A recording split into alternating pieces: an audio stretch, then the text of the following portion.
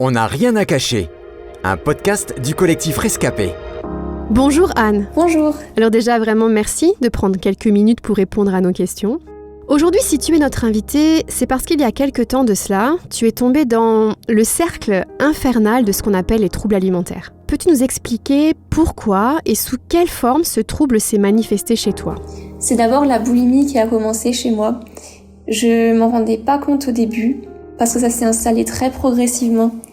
C'est vraiment après ma première grosse crise de boulimie qui s'est terminée aux toilettes parce que je me suis fait vomir, que j'ai réalisé que j'avais un souci. Et puis en quelques semaines, ça s'est transformé en anorexie. Je mangeais le moins possible, je faisais autant de sport que je pouvais pour vraiment perdre du poids et ne plus avoir cette tentation de vomir. Je pourrais pas donner de raison particulière parce que c'était vraiment, je crois, un mélange de beaucoup de choses. Il y avait peut-être un manque de confiance en moi, la peur du regard de l'autre, et aussi je me sentais mal dans mon corps. J'avais l'impression de ne pas mériter mon âge. J'avais peur qu'aucun garçon, qu'aucun homme ne puisse m'aimer un jour pour qui je suis. Et donc les troubles alimentaires, c'était un moyen d'exprimer physiquement ce mal-être intérieur et l'envie de disparaître qui commençait à naître dans mon cœur. Il existe des formes sévères de ces troubles alimentaires qui peuvent malheureusement conduire à la mort. Qu'en était-il de toi ? J'étais vraiment dans une grande détresse, j'étais perdue totalement. J'étais obsédée par tout ce qui touchait au poids, à la nourriture, au sport. Au bout d'un certain temps, j'en ai parlé à mon médecin qui m'a conseillé de voir un psychiatre. J'y suis jamais allée, je l'avoue. Mais j'ai pas été hospitalisée, par exemple. Après, je sais que je me suis mise en danger. Je me sentais très faible. Je faisais des malaises, j'étais épuisée. Et c'était très lourd aussi psychologiquement à porter. Je me souviens d'avoir dit à Dieu un jour, si c'est ça vivre, je veux plus vivre. Combien de temps as-tu lutté ? C'est vraiment après cette crise de boulimie là que ça s'est transformé en obsession, que les troubles alimentaires ont pris la première place dans ma vie parce que tout tournait autour de la nourriture, autour des calories, autour du sport.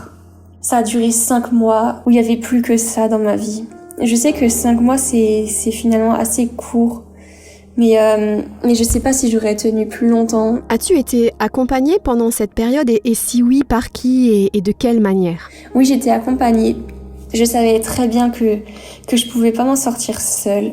Et donc j'ai assez tôt demandé de l'aide et du soutien auprès de 2 amis qui étaient assez proches de moi. C'est vraiment le genre de maladie dans laquelle il faut être entouré. Parce que quand on se sent entouré, qu'on reçoit vraiment de l'amour et de la compréhension de la part de quelqu'un, et surtout pas de reproches, de pitié ou de jugement, on est encouragé à persévérer. Comment ton entourage a réagi face à tout ça ? Alors très peu de personnes étaient au courant au moment où je traversais les troubles alimentaires. Il y avait donc ces 2 amis à qui j'en avais parlé. Par la suite, un peu plus tard, j'en ai parlé à ma mère, qui, elle, était assez perdue. Elle savait pas trop quoi faire, mais c'était un pilier aussi pour moi qui était à mes côtés. Même si je sais qu'au fond d'elle, c'était vraiment difficile, cette situation, et de ne pas vraiment savoir comment m'aider, etc. Et quand les troubles alimentaires étaient derrière moi et que j'ai commencé à en parler plus ouvertement à mon entourage, y a beaucoup de personnes qui ont été très surprises parce que elles n'imaginaient pas que je traversais ça à ce moment-là. Je suis toujours restée souriante, mais c'était vraiment un sourire de façade parce qu'au fond de moi, j'étais extrêmement mal. Et c'est ça le problème dans cette maladie, dans ces troubles alimentaires. C'est que si on n'en parle pas, l'entourage, il peut ne pas s'en rendre compte ou bien s'en rendre compte très tard. Aujourd'hui, si tu peux parler de ce sujet avec autant de liberté et de recul, c'est parce que tu es guérie. Peux-tu nous expliquer comment tu t'en es sortie et quel a été le moyen pour te reconstruire ? Alors ma guérison, ça s'est pas fait du jour au lendemain, loin de là. Je m'en suis sortie parce que Dieu a mis sur mon chemin les bonnes personnes au bon moment. Je suis rentrée en contact de manière vraiment miraculeuse avec le collectif Rescapé, qui m'a beaucoup accompagnée pendant l'été où je traversais ces troubles alimentaires. J'ai vraiment commencé un travail sur moi-même, un travail avec Dieu avant tout aussi, comme d'introspection en fait, de se replonger dans son passé, de remuer un peu ses souvenirs, des souvenirs sombres et difficiles que j'avais enfouis Et comme ça, j'ai pu me concentrer sur le présent, remettre mon avenir entre les mains de Dieu, et c'est comme ça que j'ai pu m'en sortir, que j'ai pu me reconstruire, même si ça a pris du temps. Anne, aujourd'hui, quel est ton rapport à la nourriture ? Dirais-tu que c'est un terrain sensible que tu dois veiller pour ne pas retomber ? Au moment où je commençais vraiment à aller mieux, j'ai pendant quelques mois été encore persuadée qu'il fallait que je continue d'être vigilante à mon alimentation. En fait, j'avais toujours besoin de me convaincre que c'est bon, j'étais sortie des troubles alimentaires, que ça y est, regarde, tu es en train de manger ça, c'est bon, tu es guérie. C'était encore une préoccupation dans ma tête, ce qui faisait que j'étais pas vraiment libre. Donc voilà, heureusement aujourd'hui j'ai vraiment retrouvé un rapport normal à la nourriture. Je mange ce dont j'ai envie, de la quantité dont j'ai envie, j'ai pas de liste d'interdits et c'est vraiment une libération totale en fait. Si tu devais donner des conseils à celles et ceux qui luttent en ce moment avec l'un de ces troubles, quel message leur donnerais-tu ? Alors je voudrais dire que il ne faut pas chercher à précipiter les choses, à précipiter la guérison. Parce que oui, il y a parfois des gens qui sont libérés du jour au lendemain.